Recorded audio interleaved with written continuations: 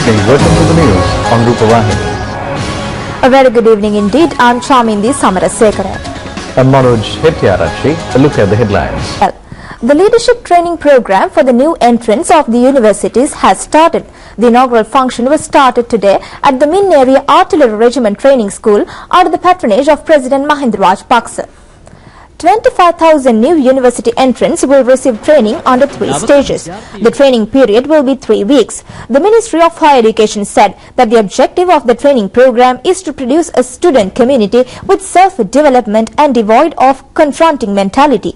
The aim of the program is to inculcate among the university entrants the difference between the advanced level and the university education, to explain about global changes and the changes in the socio-economic sector of this country, to provide an analytical guidance about Sri Lanka's vision and the future, and to guide for a planned life pattern, to develop ethics and good qualities, to strengthen leadership and teamwork, and to guide them about practical aspects of solving problems. The students will be provided a certificate at the end of training which is acceptable to the private and public sectors. The Minister of Higher Education, S.B. Dissanayake, speaking at the inaugural function, said that the government has implemented a streamlined program to provide hostel facilities at the universities.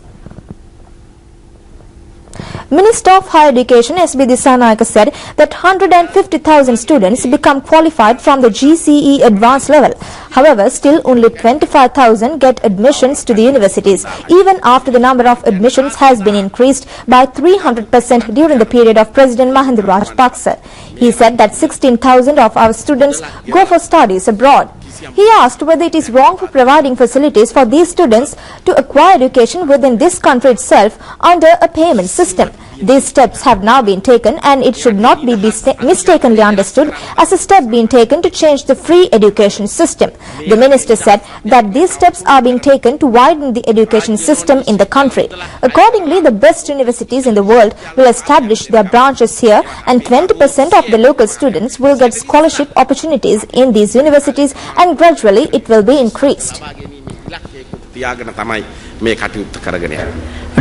student Samantha Sudeshpriya of the Sri Jayawardhanapura University, who participated in a leadership program in previous occasions, said that from the leadership program many practical knowledge required for the life can be obtained. Samantha Sudeshpriya of the Sri Jayawardhanapura University said that the media and the opposition parties said that the government is going to provide military training to the university students, and because of that he was also in an uneasy situation initially. He said by attending the training course he was able to get a wide knowledge about positive attitudes, psychology and the laws in the country. He said that in addition to this he was also able to get a better understanding about the practical problems confronting the life. Deputy Ministers Nandini Trekanayake, Siripala Gamlat and Chandrasiri Suryarachi and several others attended the function.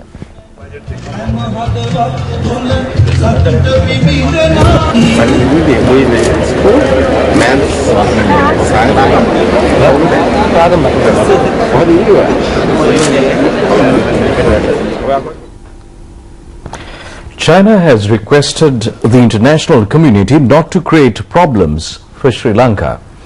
China says that the rapid development achieved by Sri Lanka in human rights development and national reconciliation is very impressive.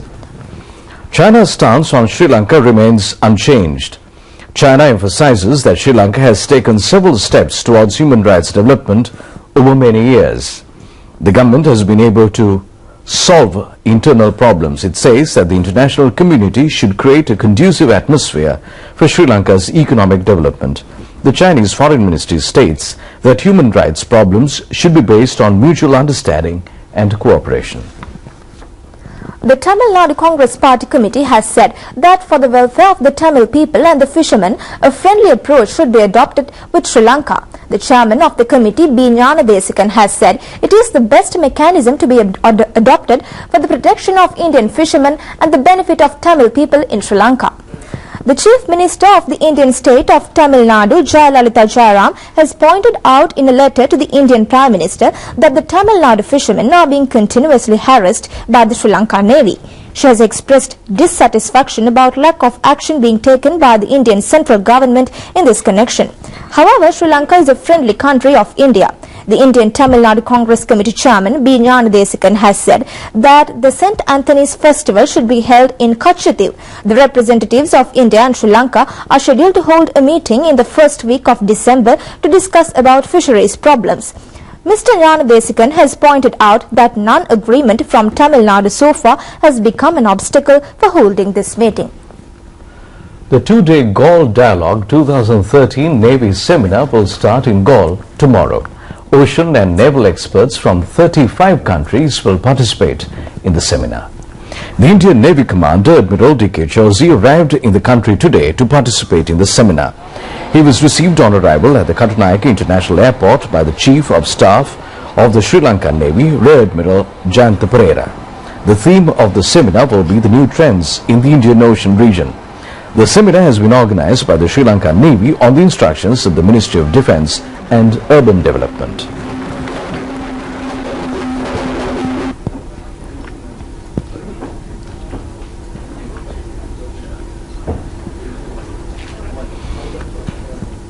The British government has been pressurized by various sectors to conduct investigations on human rights violations by the British forces throughout the world.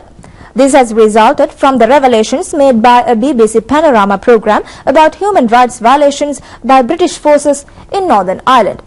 In 1970, the British Forces unit called Secret Terror Force have been involved in murders, abductions and killing of civilians in Northern Ireland.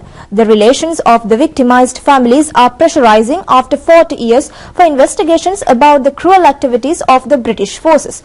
No one has accepted the responsibility for the bloodbath carried out in the Northern Ireland by the interference of the British government. In the war that lasted for several decades, about 3,500 persons have been murdered inhumanly. About 40,000 have been subjected to various forms of torture. Up to now, no one has been brought before the law about these crimes. The Amnesty International, in one of new reports, has revealed that the British government has failed to carry out investigations about the charges being made on human rights violations in Northern Ireland. Teachers, students and parents express much appreciation about focusing on the development of the higher education sector in the budget. They point out that by widening the opportunities for education and increasing facilities, a better education could be obtained. The government implemented a planned program for the development of the educational sector during the last 8 years. In the year 2005, the amount invested for higher education was 10,627 million rupees. This was increased up to 24,800 million rupees by the year 2013. The number of students admitted to universities in the year 2005 was 14,850. It is now being increased to 22,016. Steps were also taken to introduce leadership training courses, reformation of educational courses, start English language training programs, to increase the salaries of university lecturers, to solve the problems of non-academic staff, to increase the hostel facilities, to enhance foreign education and postgraduate facilities, and streamlining the distant education service. A program has also been launched to establish university towns. The budget has allocated 15 million rupees for the construction of hostel facilities. Accordingly, 15,000 students will get hostel facilities in 15 universities. The budget has also proposed to increase the educational allowance of universities by 5% of the basic salary. In addition to the positive progress of the higher education, the interim expenses amounted to 9,000 million rupees. The budget has increased this amount by 2,000 million rupees. The budget has also proposed to establish new educational facilities in several universities. Vice-Chancellor of the Peradeniya University, Professor Atula Senaratha, said that research activities are now being carried out in our universities in an unprecedented manner.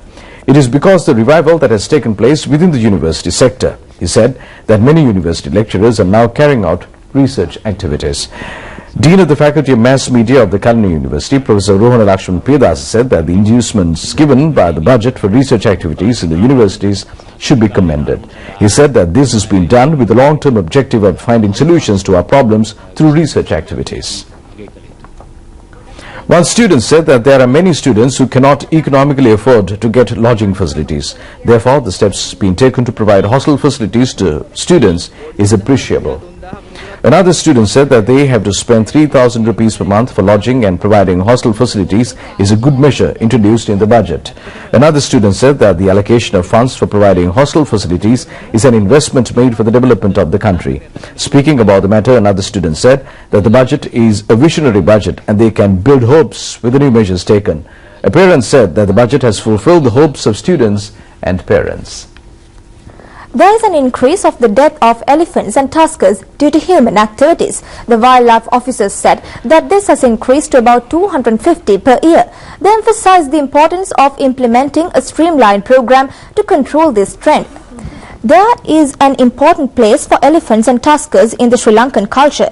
Many elephants and tuskers are being used for various cultural festivals. Sri Lanka had the tusker with the longest tusks, and it was the tusker Millango de Raja that carried the Sri Dalada casket in the Dalada Perahara. Some people kill tuskers to obtain that tusks. Some others use high-tension electric lines to protect their cultivation from the elephants. The death of 4 elephants in the Gannoru area of Hambantota is the latest such incident. Although the Wildlife Department constructs electric fences for preventing elephants entering villages, they only use low-tension power lines for this purpose.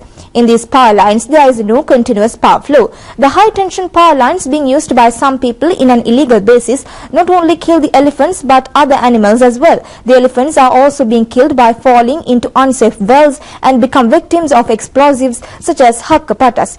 The denuding of forests has become a main reason for elephants invading the villages. The environmental destruction near sanctuaries has also contributed to this problem. The operational director of the Wildlife Department, W.S.K. Patiratna, said that stern laws will be implemented to prevent this situation.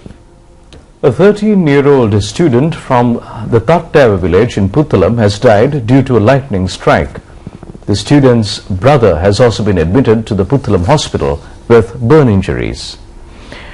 This accident has occurred around 5:30 p.m. yesterday. The lightning during the heavy rains has crept into the house through the television antenna. The student D. Hemachandra Atura Disanaik, who was a grade 8 student of the Siamalaga Sena Primary School, died instantly within the house.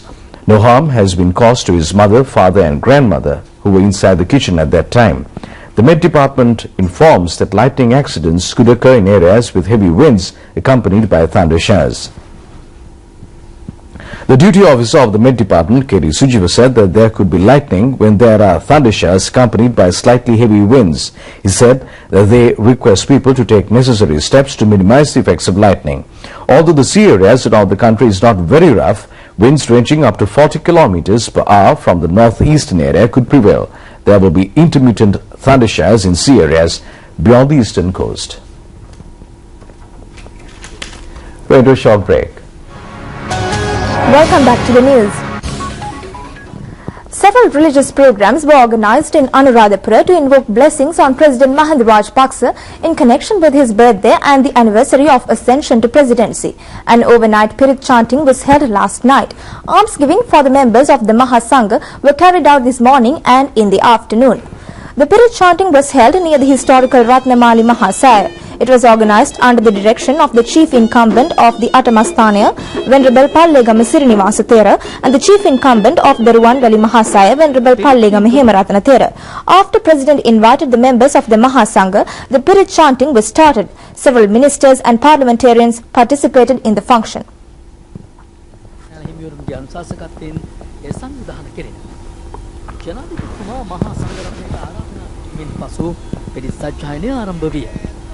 මැති ඇමතිවරු ඇතුළු විශාල පිරිසක් මේ අවස්ථාවට සහභාගී වූහ. අනුභාවේන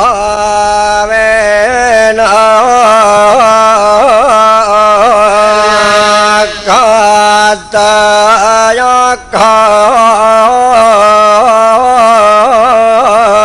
භූතානං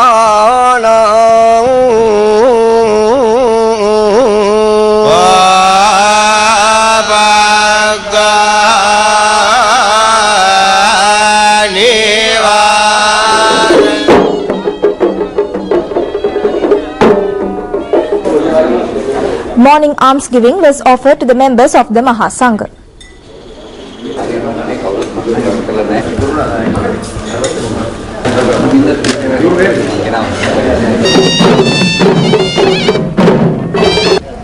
ජනාධිපතිතුමාට සහ රටට සිත්පතා ශ්‍රී මහා බෝ සමිඳුන් වහන්සේ සන්නිපාත ශාලාවේදී අද දහවල් සංඝගත දක්ෂිනාවක් පැවැත්වේ. An almsgiving for the members of the Mahasangha was held at the Sannipata Hall near Sri Mahabodhi for invoking blessings for the President and the country. Over 1,200 members of the Mahasangha participated in this almsgiving. This function was held under the direction of the chief incumbent of the Lanka Vihara of Anuradhapura and the chief Adhikarana Sanghanayaka of the North Central Province, Venerable Ralapanave Dhamajoti Thera, and Aggamaha Pandita, Venerable Kotugoda Dhammawasa Anunayaka Thera. The First Lady, Madam Shiranthi Rajpaksa, the Governor of the North Central Province, Karunaratna Dilgane, Secretary to the President, Lalit Viritunga, and several others attended the function.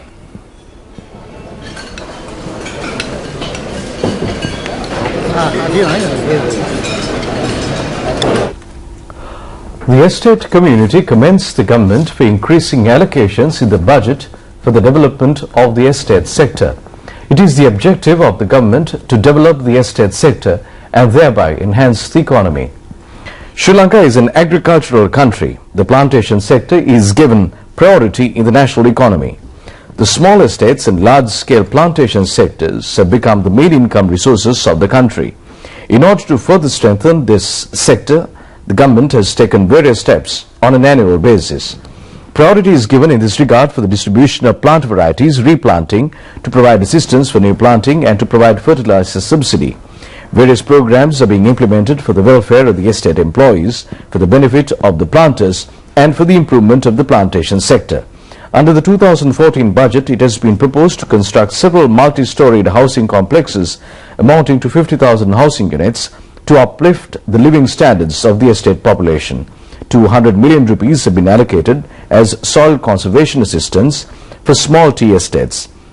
Another 50,000 rupees of assistance will be provided annually for water and soil conservation of small tea estates. The budget has also proposed to waive the national development tax for 3 years for the coconut oil industry. The budget has also encouraged investment by companies for the export of value-added tea under various trade names. A loan scheme with 6% interest will also be introduced for companies that dedicate themselves to invest in the export of high-quality tea and provide welfare for the estate workers. Banks have been encouraged to provide these loans. Steps have been taken to revise the agreements incorporating conditions suitable for the plantation sector. The estate community commends the government on the benefits that have been provided to them in the budget. One of the estate community members thanked the President for providing many facilities for them in the budget. He said that they appreciate that the President, without discriminating them as estate Tamils, have provided many facilities in the budget. He said that there has been no government in the country that has treated them like this. Another member said that they are living in line houses and their children do not have proper facilities. He said that the children do not like to live in line houses and thanked the government for taking steps to construct houses for them. Another person said that the people living in the estates are undergoing much difficulties and they are very much thankful to the President for giving consideration to their plight and making arrangements to provide decent houses for them. The Minister of Indigenous Medicine, Salinda Dissanayaka, said that streamlined steps will be taken to monitor Ayurveda medical centres and physiotherapy centres. He said that the relevant conditions have been incorporated in the Indigenous Medicine draft bill that will be presented to the Parliament in the future. The Minister made these comments in response to a question raised in the Parliament by the United National Party parliamentarian Buddhika Patirana. The UNP parliamentarian Buddhika Patirana said that there are 3 kinds of Ayurveda doctors in the country and they are Ayurveda doctors, university graduates and traditional Ayurveda doctors. Out of these people, most of the persons following traditional courses go to physiotherapy institutions, but some of them have no standards and qualifications. When these people get involved in unwanted activities and get caught by the police, the bad label goes to the Ayurveda doctors. The parliamentarian wanted the government to take proper action to protect the dignity of the Ayurveda doctors. නියාමන සහ පසුවිපරම් වැඩපිළිවෙලකට අමාත්‍යාංශයට යොමු වෙන්න පුළුවන්. ඊයේ ශාස්ත්‍රීය The Minister of Indigenous Medicine, Salinda Disanayake, in response to the question said steps have been taken to upgrade the educational status of the Ayurveda doctors, and he said that provisions have been included in the forthcoming draft bill relating to indigenous medical practices to protect the Ayurveda doctors from unscrupulous practitioners. A special service to issue ID cards for this year's GCE ordinary level candidates has been started. The Department of Registration of Persons says that this program will be in operation on weekdays and Saturdays. Candidates who have completed 16 years of age will be issued national ID cards up to 7th of December. During the next 2 weekends, the special one-day service will be in operation from 8:30 am onwards. 96% of the issue of ID cards will be carried out through the special centre. Through the special counter, the GCE ordinary level examination will commence from 10th of next month. 384,056 school candidates will sit for the examination. The number of private candidates will be 194,084. The examination will be held in 4,312 centres. The Commissioner General of Registration of Persons, Sarat Kumar, said that students who have not received ID cards so far could obtain the ID cards by sending a fax to number 0112 593 634. The Commissioner General of Registration of Persons, Sarat Kumar, said that if there is a school or candidate who have not received their ID cards so far, should inform them with the name of the school, address, telephone number or fax number. These inquiries could be forwarded to their fax number 0112 593 634. He said that urgent action will be taken upon receipt of such requests. A special unit has been established in the National Hospital in Colombo for the treatment of physical pains. This is the first time such a unit has been established in a government hospital.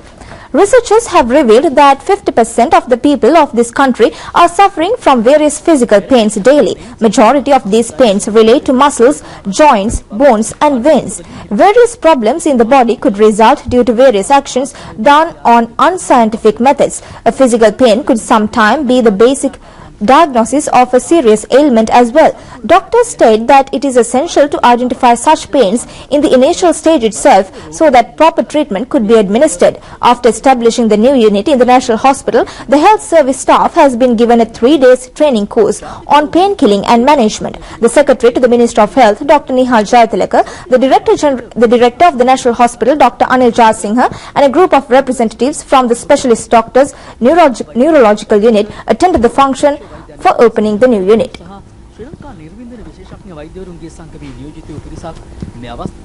Up next is foreign news. With sports news, we conclude our night's news bulletin together with Shamindi and Sharifa. Wish you a very pleasant night. Good night. Good night.